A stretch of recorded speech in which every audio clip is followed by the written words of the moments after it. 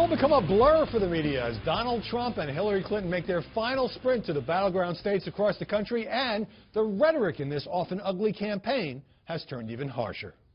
She will get us into World War III. She will get us into World War III. I will tell you that. She's incompetent. She will get us into World War III.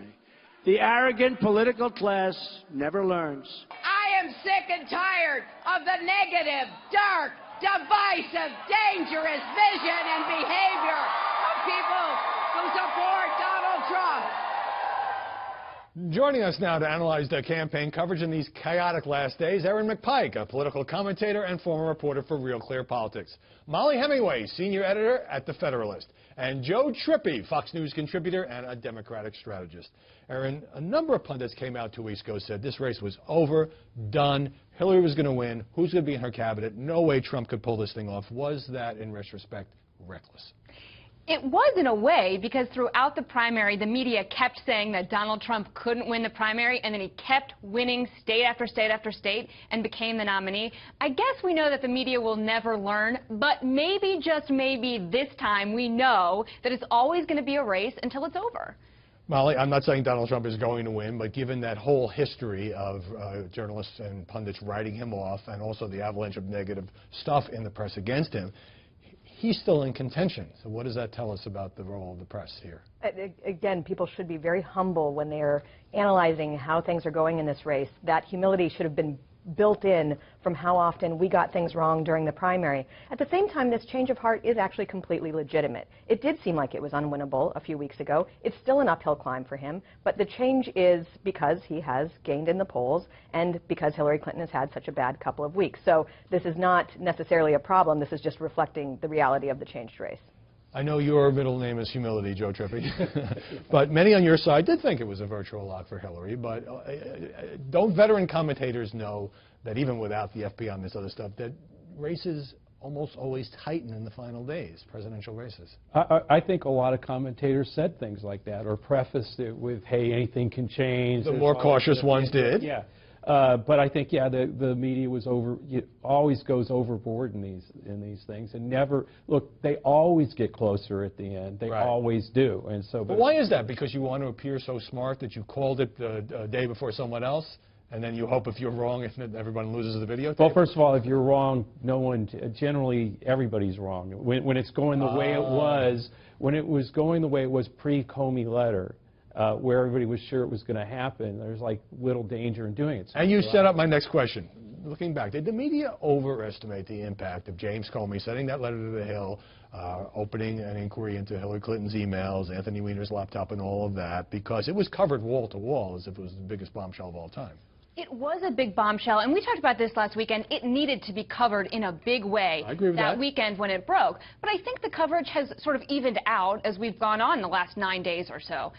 It deserved to be covered because it was a huge story, and the FBI's involvement in this election is something that the media couldn't possibly ignore. Well, over the next few days after the weekend that story just kind of took over this campaign, Molly, there was an intense media focus on Comey, the FBI director, and whether he was meddling in the election. A New York Times news story even compared him to J. Edgar Hoover. So that shifted the focus, in my view. What do you think? It was shameful the way the media covered this. There was no daylight between the Clinton campaign's approach to what happened in the FBI letter and what you were reading in many media outlets. This is a story that should have been covered on the substance. You have an FBI investigation into one of the candidates who is running for president. That is just legitimate on its own. How it affects the race should not be the primary concern of the media covering this race, and it's a big reason why people have such a difficulty trusting their media to cover things. Are you suggesting that the media followed the Clinton campaign line or just somehow came to the same conclusions as people in the Clinton campaign? You can see it just by the way that the media covered things differently. When the FBI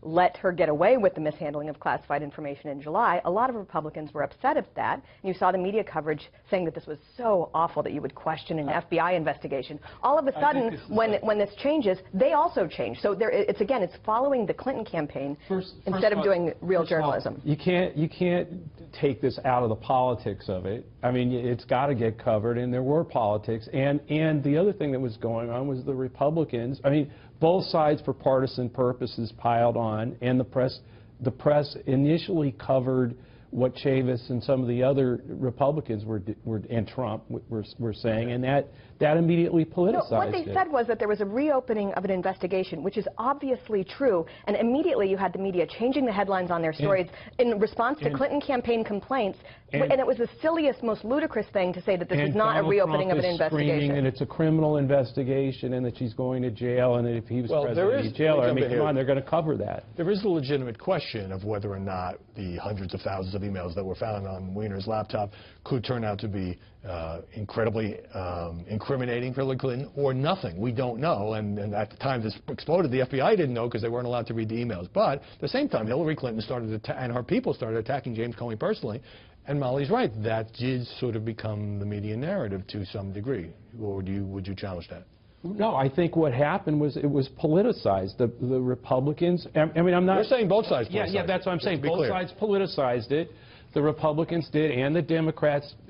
That's what I mean. Once this all starts happening... The media should not take part in that politicization process. They should just cover things down the middle of the road. And we have a lot of questions that we need answered about the investigation into Hillary Clinton, into the foundation, and instead we're wasting all this time talking about James Comey instead of the actual investigation. Because there's an election for president going on, and both sides, and you know, one side is trying to use this to further its cause, and the Democrats are going to push against that. If that means questioning why Comey did it and why he did it at that time, they're going to do that. And then the press has to report all this. Let me get back to the road to 270 electoral votes. Let me put up a frame grab, as we call it, of CNN the other day.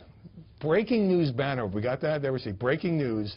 Look at it's covered by... There we dropped the banner. Clinton dropped below 270 in CNN electoral map. The only breaking news there was that CNN analysts had adjusted a couple of states, and in their count, by their projection, Clinton was no longer a lock for 270. Remember, these are all projections based on analysts. And interesting exchange on MSNBC between anchor Brian Williams and analyst Mark Halperin over the path to 270, which Williams kind of gave Halperin a hard time. Let's take a look. I think you've gone out of your way to find the path, argue for the path, forge the path for him in an argumentative way with your co-host to the nomination tonight. I thought you were interestingly optimistic. Where are you getting the path of positivity you laid out on your broadcast tonight? Well, it's not a question of optimism. It's a question of looking at the data. It's getting rough out there. That was surprising. Now, the CNN breaking news banner, I mean, we haven't actually had Election Day yet. Oh, that's right. That was kind of an interesting, strange chyron. Now, I will say, as you know, to fully disclose my bias, I love playing with the Electoral College map. It's really fun.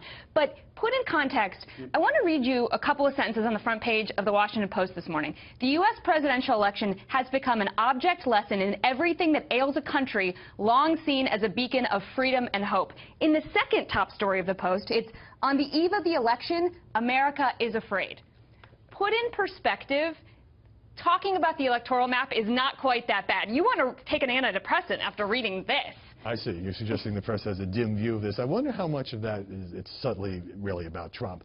But, Joe, look, as everybody in the press now obsesses on every new tracking poll in states like Arizona and Colorado and North Carolina and Florida and all that, and Donald Trump going to Michigan, and maybe he thinks his campaign does believe they can put that in play, and now even Hillary Clinton going back there and President Obama going there tomorrow, it still seems like a crapshoot. Well, look, you can't cover this election without the map. I mean, this isn't a national election. I mean, no one cares. Everybody knows how California is going to vote and how Idaho is going to vote.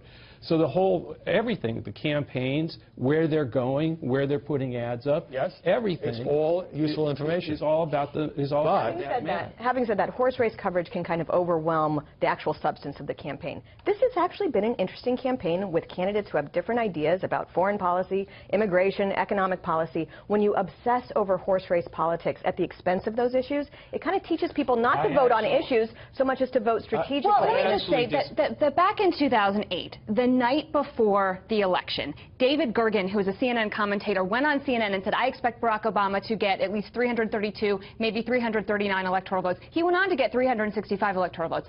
I remember watching that coverage and being surprised that someone would go on TV and say what would happen the next day.